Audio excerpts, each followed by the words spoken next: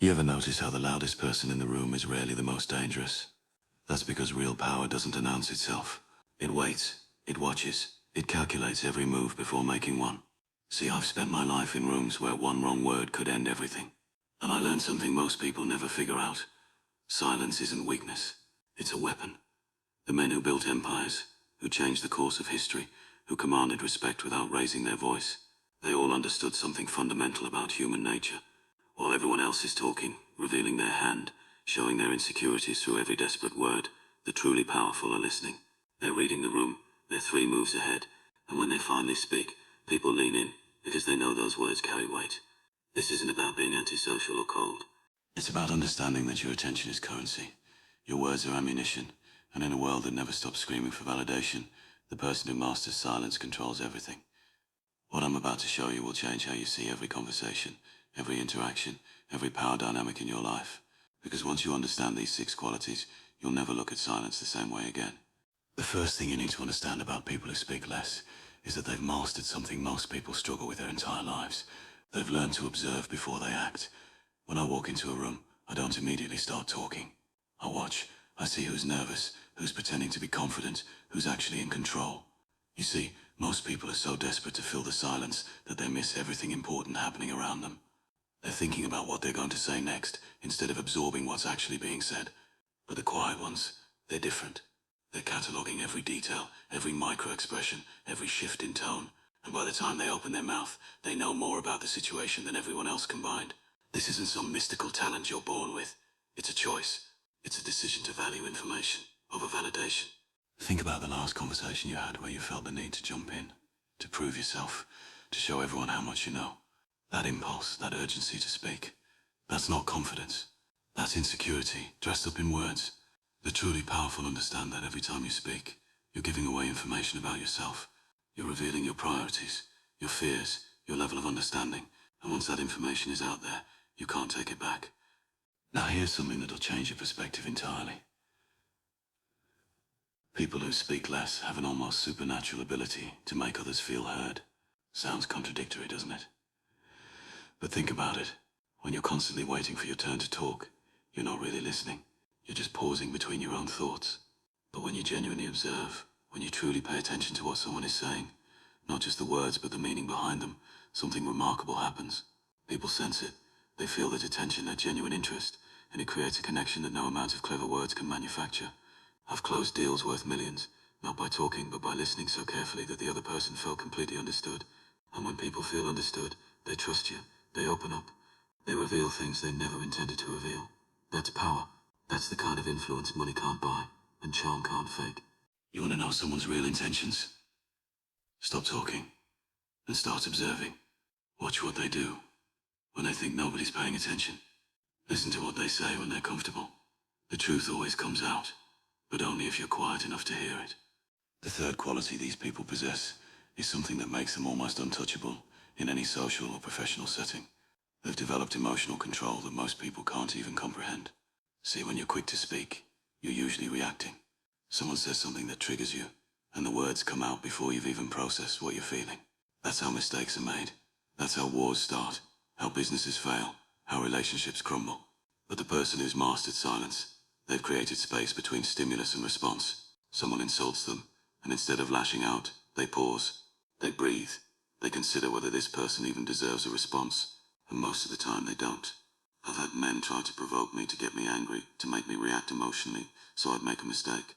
But I've learned that anger is expensive. Every emotional reaction you have costs you something. Whether it's respect, opportunity, or strategic advantage. The quiet ones understand this instinctively. They don't waste energy on battles that don't matter.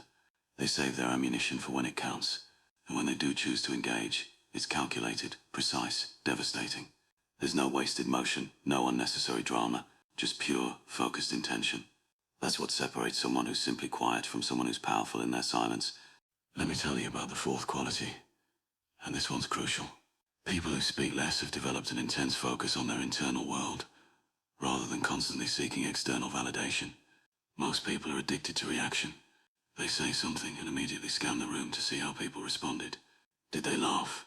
Did they approve? Did they seem impressed? That constant need for validation is like a drug, and it makes you weak. Because when your sense of self-worth depends on other people's reactions, you become a puppet. You start shaping your words, your opinions, your entire personality around what gets the best response. But the silent ones, they've broken that addiction. They've built their identity on something internal, something solid that doesn't shift based on whether someone liked what they said.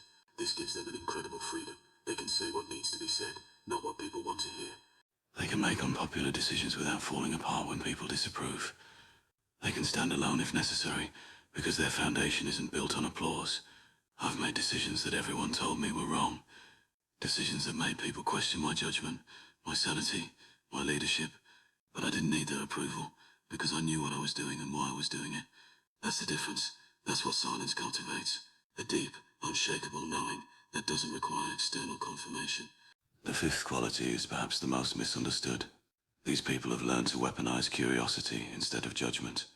Most people, when they encounter something they don't understand or disagree with, they immediately form an opinion and start arguing. But the ones who've mastered silence, they ask questions. They probe, they seek to understand before they seek to be understood. And here's the brilliant part. This makes them infinitely more persuasive than any argument ever could. Because when you genuinely understand someone's position, when you can see the world through their eyes, you can speak to them in a language that actually resonates. You can find the leverage points, the hidden motivations, the real concerns beneath the surface objections. I've turned enemies into allies, not by convincing them I was right, but by understanding them so thoroughly that I could show them how what I wanted aligned with what they wanted. That only happens when you listen more than you speak. So, when you're curious more than you're certain. The irony is that the less you try to prove yourself right, the more influence you actually have. People don't change their minds because you argued better. They change their minds because they felt heard, understood, and then gently guided to a new perspective. That's an art form, and it requires silence as your primary tool. And finally, the sixth quality that sets these people apart is their comfort with being misunderstood. This might be the hardest one to develop because we're social creatures who desperately want to be seen accurately. But here's the truth. The moment you accept that most people will never fully understand you, you become free. You stop explaining yourself constantly. You stop defending your choices. You stop trying to control your narrative. The powerful understand that mystery is magnetic. When you explain everything, when you justify every decision, when you make yourself completely transparent, you lose your edge. People think they've figured you out, and they stop paying attention.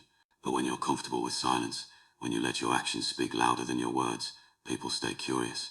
They stay engaged. They fill in the blanks themselves, and often they paint you as more capable, more interesting, more powerful than you actually are. I've watched people attribute genius to decisions I made that were simply practical.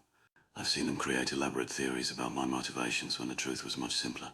But I don't correct them, because their perception, their interpretation, that's actually more valuable than the mundane reality. This isn't about being deceptive. It's about understanding that you can't control what people think anyway, so you might as well stop trying. Let your silence be your signature. Let your restraint be your strength. And watch how differently people treat you when you're no longer scrambling to be understood. These six qualities, they're not personality traits you're born with. They're skills you develop through conscious choice and practice. Every time you feel the urge to speak, to defend, to explain, to impress, that's your opportunity to practice silence instead. Every time you're in a conversation and you catch yourself thinking about what you'll say next, instead of truly listening, that's your chance to refocus your attention outward. Every time someone tries to provoke a reaction and you feel that anger rising, that's your moment to create space, to choose your response, rather than reacting automatically. This is the work. This is what builds the kind of presence that commands respect without demanding it. The kind of power that doesn't need to announce itself because everyone in the room already feels it. That's what silence gives you. Not weakness, not invisibility, but a gravity that pulls people toward you precisely because you're not chasing them. So the question isn't whether these qualities are valuable. The question is whether you have the discipline to develop them in a world that rewards the loudest voice in the room. Because I'm telling you, that reward is temporary. That attention is shallow. But the power that comes from mastering silence, that's permanent. That's the kind of influence that shapes destinies. And it starts with a simple decision to close your mouth and open your eyes.